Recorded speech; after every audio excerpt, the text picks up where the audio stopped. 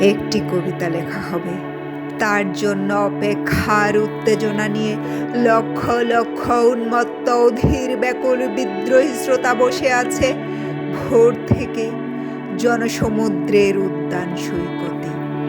কখন আসবে কবি?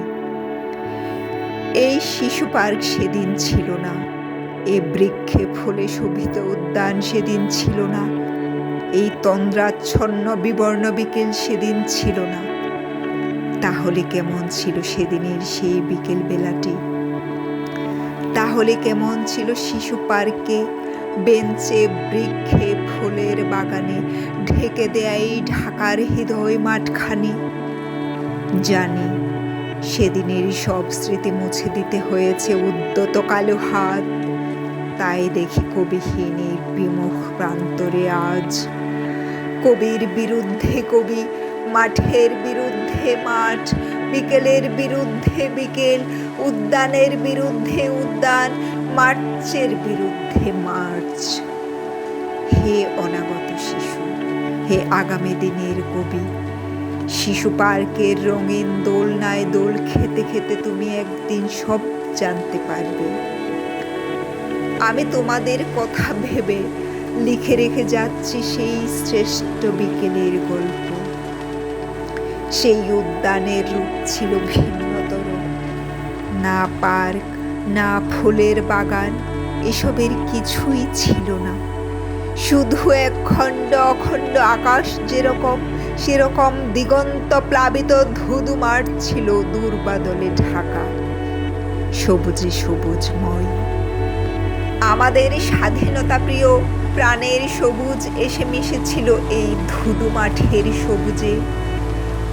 কপালে কবজিতে লাল শালু বেঁধে এ মাঠে ছুটে এসেছিল কারখানা থেকে লোহার শ্রমিক। লাঙল জোয়াল কাঁধে এসেছিল ঝাঁক বেঁধে উলঙ্গ কৃষক। পুলিশের অস্ত্র কেড়ে নিয়ে এসেছিল প্রদীপ যুবক।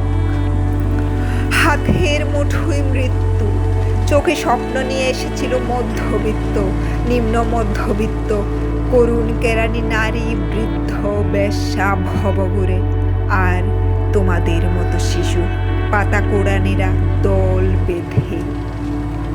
একটি কবিতা পড়া হবে, তার জন্যে কি ব্যাকুল প্রতীক্ষা মানুষের। কখন আসবে কবি, কখন আসবে কবি?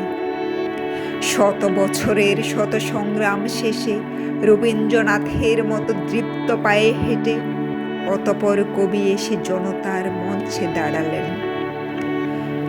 তখন পলকে দারুণ ঝলকে তরিতে উঠিল জল, হৃদয়ে লাগিল দোলা, জনসমুদ্রে জাগিল জোয়ার, সকল দুয়ার খোলা।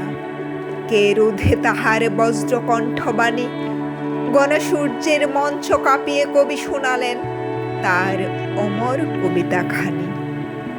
এবারের সংগ্রাম আমাদের মুক্তির সংগ্রাম, এবারের সংগ্রাম স্বাধীনতার সংগ্রাম। সেই থেকে স্বাধীনতা শব্দটি আমাদের।